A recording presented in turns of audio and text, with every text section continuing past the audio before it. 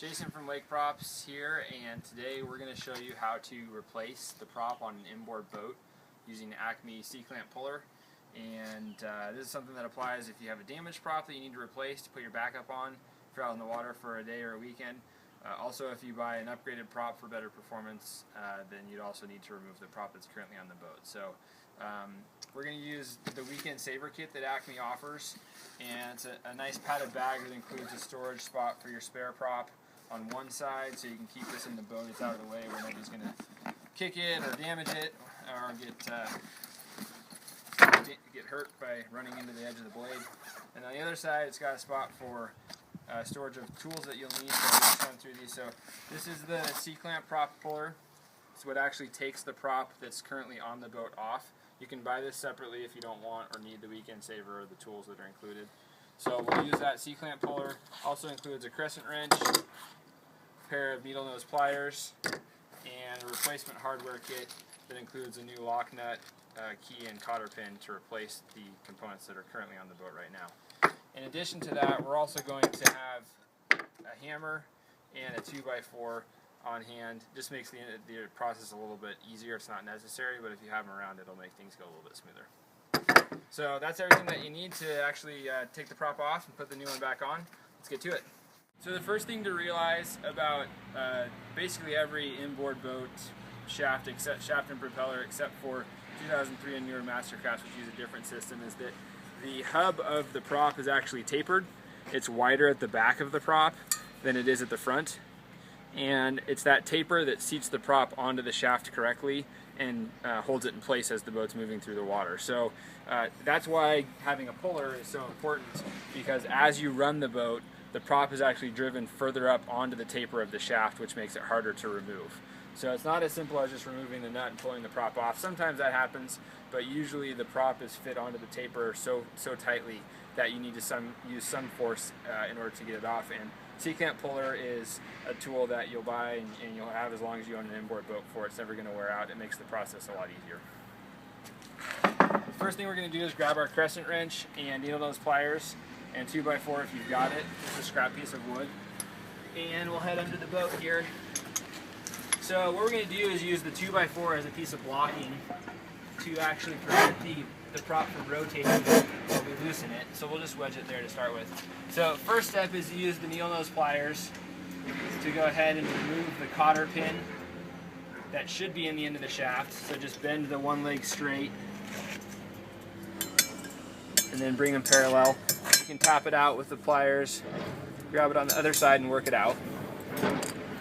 So now that we removed the cotter pin, you can see that the nut is retaining the prop right now. So what we'll do is go ahead and loosen the nut on the shaft. We don't want to actually remove it completely, we just want to loosen it.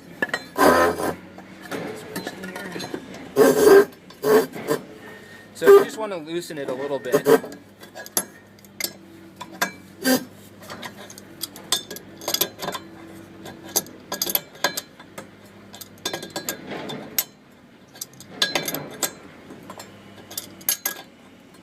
So just a few turns. The purpose of that is that we want the prop to stay on the shaft when we bring it off the taper, which happens quite violently usually, not fall all the way off the end. So the nut is loosened enough that we can pop the prop off of that taper, but it's not going to come flying off the end with the puller, damage the prop even more, or land on the foot or something that might be in the way. So next thing we'll do is grab the puller itself. You can see it's got a jaw right here that fits behind the prop and will sit on the back side of the hub of the prop between the prop itself and the strut that supports the shaft. So it just fits over the back. Loosen up the bolt here enough to slide it over the end. And now the puller is fully seated. This will work on any 3 or 4 blade inboard boat propeller. It will not work on the newer 5 blade props. There just isn't enough clearance. The blades overlap too much to be able to get the puller through. So for those 5 blade props, you have to use the harmonic style puller, which is a different setup that we'll showcase in another video. So now that we've got the puller on there, we're going to relocate our block over to right here, because we're going to be tightening the bolt on the end of the puller, and we want the block to wedge the prop in place so that it won't rotate. So we'll go ahead and just tighten up the wrench, and we're just going to apply pressure on the puller. Make sure that the cup is seated on the end of the shaft. It's got a lip, so it shouldn't work its way off, but you want to make sure that it's seated correctly so it doesn't pop off. And then just keep your hands free, obviously. So in this case, that prop came off really easily. Sometimes that's the way it works. Other times it's a lot more work, it's much more difficult, and you would just continue to tighten the puller down until it's fully snug. If you encounter a prop that's really tight, really wedged on there, you can go ahead and tighten, just with the wrench, tighten the bolt on the puller until it's snug, and then just tap the back side of the puller right here with a hammer lightly. Do that a few times, retighten, tap it a few times, retighten. Eventually you'll get enough pressure, and usually it'll pop off when you tap the puller one time. That will free up that mate between the shaft and the hub of the prop itself, and the prop will come off. So at this point we can go ahead and loosen the bolt all the way up, take the puller off and set it aside, grab our wrench again, and we'll go ahead and just loosen the prop up.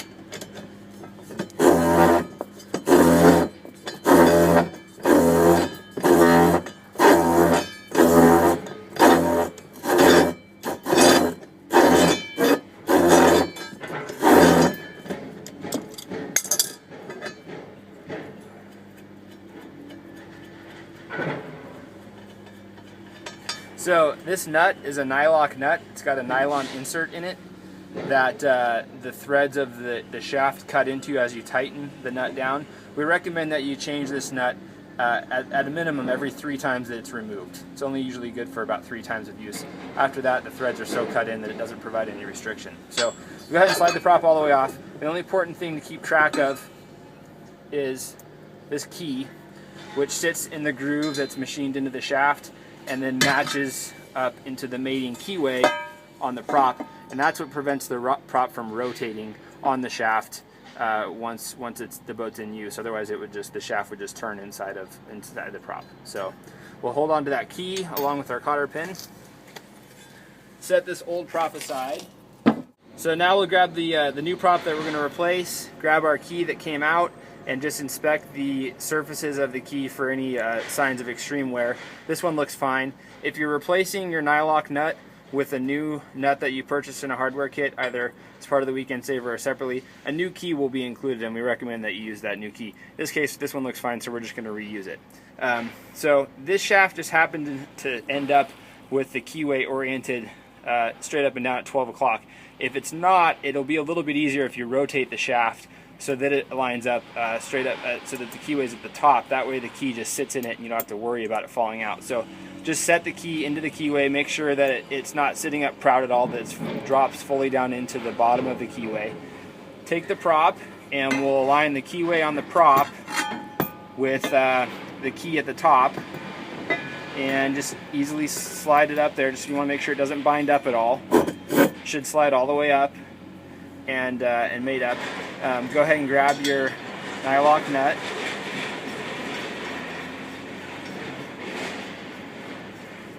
And thread it on by hand. And then we'll grab our 2x4 block again, wedge it under one blade. You want to put this blocking down at the base of the blade where it's closest to the hub of the prop. That's where it's thickest. If you put the block out at the end, the pressure from tightening the nut down can actually deform the blade, and you'll end up with a prop that's out of balance. So you want to slide this all the way down to the base of the hub where it's going to be the thickest, and that'll prevent any damage to the prop through the tightening process. So we'll go ahead and just snug up the prop nut on the shaft.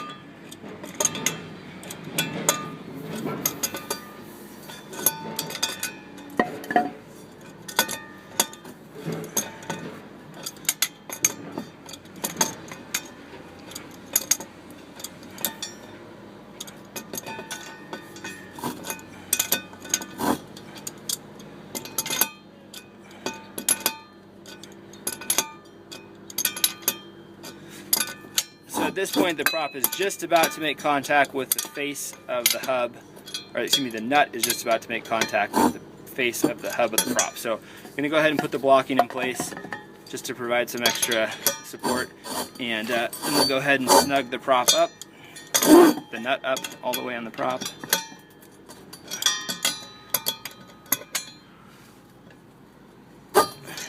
And this doesn't need to be incredibly tight. That's tight enough. The taper of the prop and of the hub of the prop and the shaft are actually what's going to hold the prop in place. So the nut doesn't do anything to keep the prop from spinning. We just need to use the nut to hold the prop far enough up on the taper that you get a good tight connection between the two. So now we'll just grab our cotter pin, place it back into the shaft, tap it down,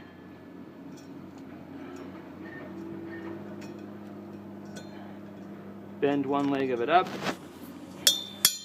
and that's all there is to it. At this point, you got a prop back on the boat, and you're back up and running, ready to enjoy some time on the water, and use your backup prop. And if you have to send one in for repair, do that. You're ready to go.